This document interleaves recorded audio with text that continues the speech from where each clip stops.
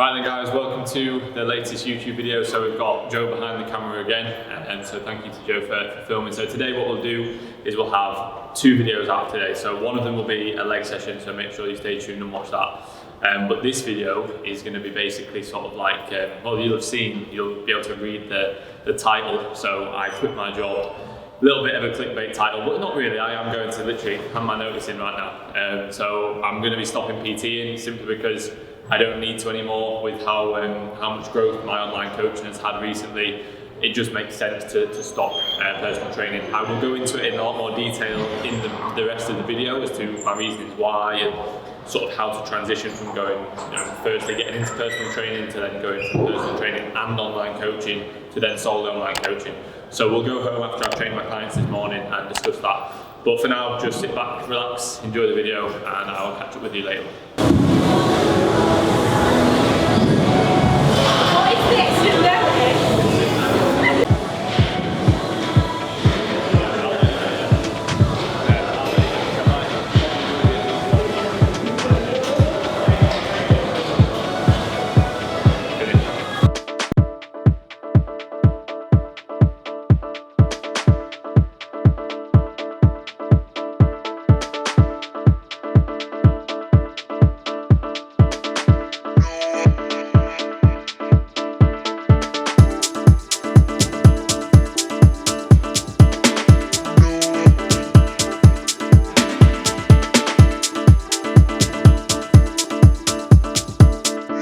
So guys, obviously I spoke to you about leaving my job as a PT.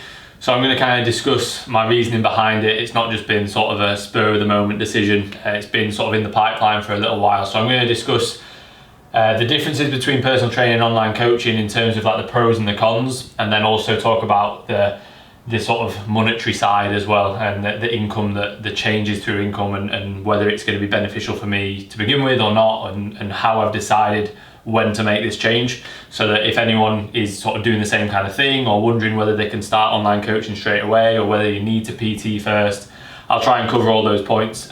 So first of all, we'll talk about PTing. So there's a few different pros and a few different cons. So I've been personal training for coming up to 3 years now. Coming sort of in second year of uni is when I started, and it was great. It was something that I enjoyed doing. It was nice to be in the gym, the social aspect of that, exposure in the gym. They're all like massive sort of benefits to being a personal trainer. You've got the social side, you get to meet new people, you get to help loads of different people, you get to be in the gym every day, which is great at the start.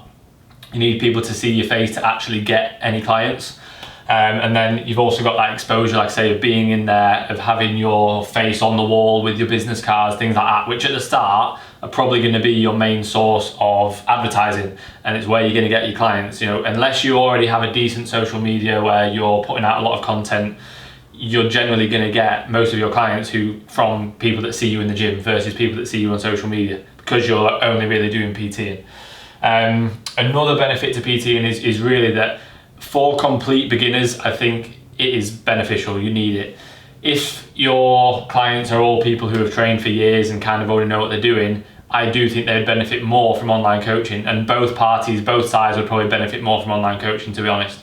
But for complete beginners, I do think it's worth having a good PT who can actually show you how to move, because most people just don't know when they start training how to move their body in the right way and what movement patterns are going to train what muscle groups. And if you get a PT that's actually well educated and a good PT, which is relatively hard to find, if you get a decent PT, they can show you that as a beginner, which can save you a hell of a lot of time, a lot of energy, potential injuries, wasted time that you could be doing spending growing. So for beginners, it's worth doing. So in terms of the negatives of being a PT, so you have to pay rent. So either, for now at Pure Gym it's changed, but basically when I started it was either you do hours voluntary to pay the rent, so you do like 15 hours of being on shift at the gym doing classes and cleaning to pay the rent, or you actually pay the rent and you don't have to do those classes and the cleaning. So for the first like year and a half to 2 years, about a year and a half I'd say, I did the shifts and I was doing the classes. Again, helps in terms of getting clients. I'd be cleaning the gym, again helps because you're around chatting to people. But also it's 15 hours of your time that you could be doing, sort of spending, making money, or doing something else, having a social life, let's say. So then it got to the point where I thought that those 15 hours would be better spent either going into personal training clients or doing online coaching. So this is when I finished uni and I started my online coaching. I realised that if I can spend those 15 hours on online coaching, I can probably earn more than the 600 quid rent anyway. So if you can find a way to make more income on those 15 hours, then it makes sense. So it is a negative because it's £600 a month that I have to pay the gym, and it's a lot of money. It's more than I pay for this flat. It's more than most people pay for a mortgage. It's a lot of money. But if you can cover it, then it makes sense to do that rather than doing the hours, because if you can make more in those 15 hours, it just makes sense. Obviously, when it comes to holidays at the gym, so with my clients, if I'm going on holiday, generally, or if they're on holiday, we have to catch up on sessions, which isn't ideal. You know, if I've gone on a 2-week holiday and I have, let's say, 30 sessions a week, that's 60 sessions that I owe people. Obviously, I had like in my contract anyway, when I had new clients on, I would have like in the clause that I get 4 weeks holiday anyway. But still, you want to catch up on sessions with clients if they've had to miss them for whatever reasons, for family reasons, things like that. So you're relying on other people a lot, and you're relying on catching up on sessions, which isn't a great place to be, and you don't want to have to worry about catching up on sessions. So there's that, and then there's also the fact that you can't really manage your expenditure that well, or your meal timings. So I've not put that, but put it in that one, so I'll go on to that as well. But basically, obviously, if you're PTing, unless you're really, really strict and you say no to like a lot of different people, you will generally be, you won't be the priority when it comes to energy expenditure and when it comes to meal timings. Whereas for me, I want to be absolutely on it with every single variable to not just maximize sort of my bodybuilding, but also maximize my online coaching business. If I'm on it with all of that, it shows that I'm sort of walking the walk that I preach to everybody else, and that's going to help in terms of the clients that I'm going to get and also the results that they're going to get, because they respect that I'm doing the same thing and not that I'm PTing and not able to get back to people straight away and things like that. So I want to be on it with my meal timings to the dot. I want to be on it with my expenditure to the dot. And if you've got clients throughout the morning, throughout the evening, you're not going to be able to do that. You know, you can't dictate exactly how many steps you do in a session with a client. It's very hard. So that's PTing. So then on the other hand, when it comes to online coaching, you get a lot more freedom. So I don't have to worry about, you know, catching up on sessions. I don't have to worry about being anywhere at any time. I didn't even put in here sort of, let's say, travel to and from the gym, because I live across the road. But for most people, you've got that. But yeah, I don't have to worry about being at the gym for any specific time. I could literally go and see my mum and dad for a week. I could go abroad for a week on holiday. I can still do online coaching. So it's a lot more time efficient as well. So I don't have to be in a gym or a place for an hour. You know, I've got just all my time is just based around when I want to work, how long I want to work for, how long I need to work for. I don't have to be anywhere at a specific time for a specific time. There's a lot of a wider scope, so there's a lot more people that you can help. I can generally have a lot more online clients than I could one-to-one clients, and I can help them a lot more in terms of everything in their life versus just here's a personal training session. So even though I do have all my personal training clients on the same coaching sheets as my online clients, they tend to not be as dedicated to focusing on all the other variables as the online clients are. So generally, I want to be making sure that my online clients are on it with every single variable, whereas generally with the PT clients, they just come to me to train and then they sort of leave it, which is the case for a lot of them, not all of them, but for a lot of them.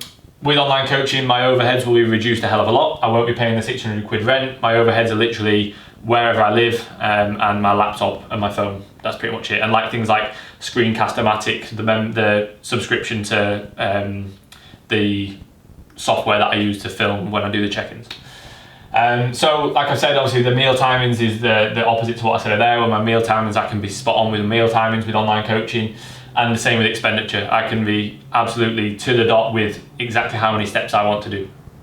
And that means that I can rest a lot more for my training sessions. You know, I won't have to have, like, let's say some mornings I'll have 4 clients before I even train. I've been on my feet all day. If I've got legs, that session isn't going to be as effective as it could be.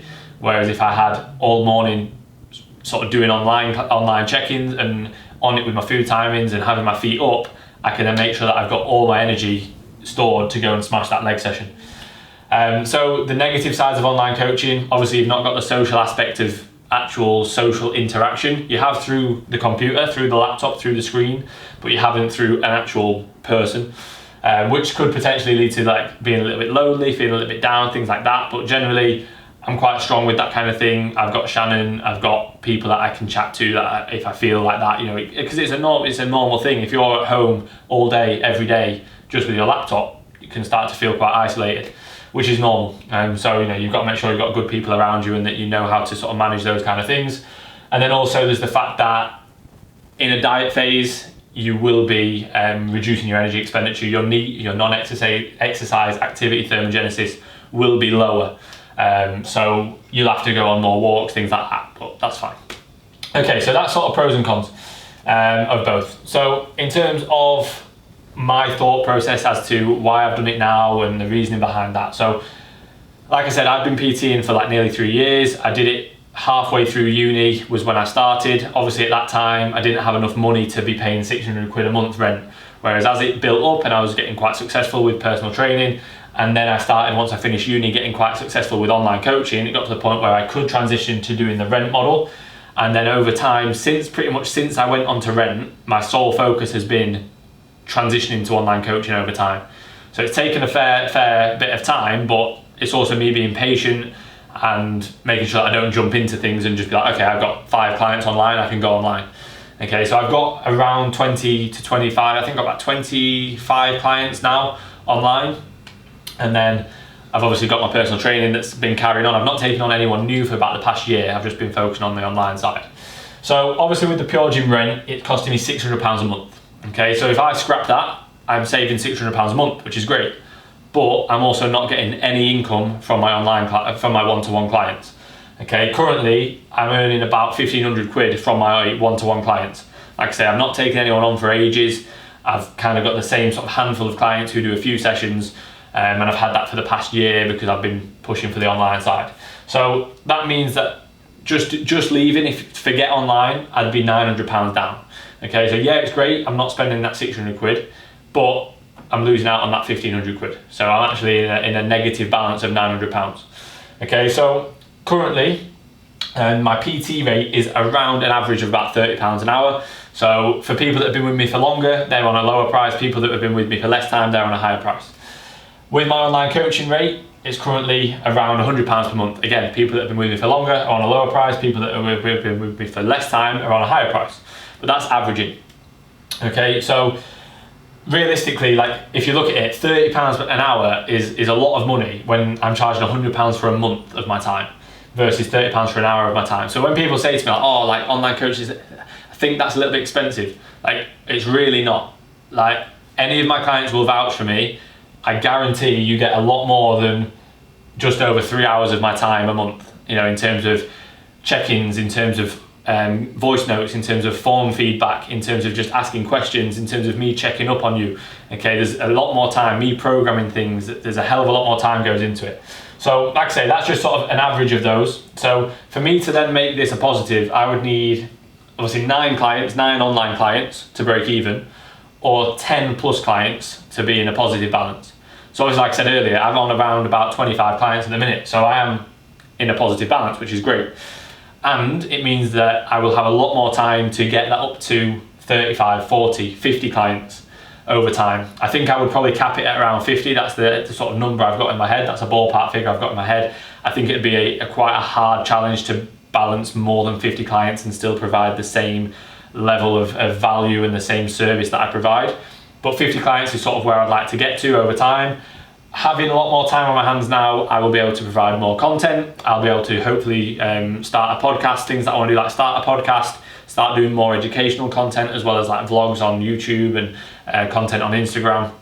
Obviously have more time to get back to my online clients. So at the minute, if I get form videos, I can't get back to them immediately because I'm probably in the gym with clients, or I'm rushing back from training myself to come back, eat, go and train my evening clients, come back, eat, shower, sleep.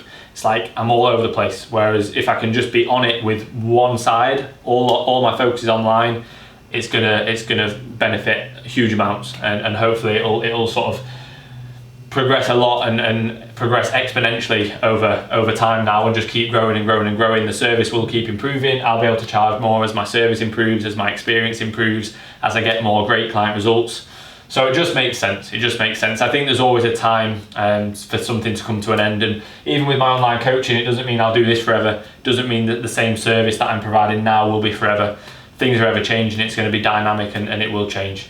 But yeah, that's my thought process behind it all. I hope that's given you some value. I hope for people that are potentially thinking about becoming a PT or an online coach, or how to balance the two, or which to change to, or when to transfer, I hope that's kind of covered everything there. If anyone's got any questions on any of this, please feel free to ask, drop it in the comments, or drop me a message on Instagram.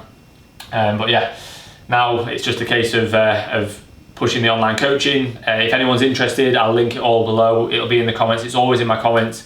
It's always in the footer of my Instagram posts, and the link is literally just a link that you go through. So if anyone is interested, obviously now transferring across, there will be more availability. So get on it as quick as you can, because as the demand increases, the price will only increase.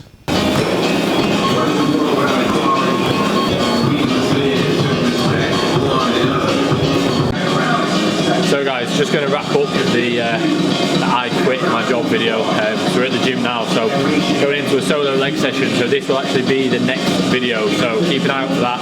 But thank you for watching this one. I hope it provided some value. Like the video please, that'd be great. Subscribe if you're new, and I'll see you all in the next one.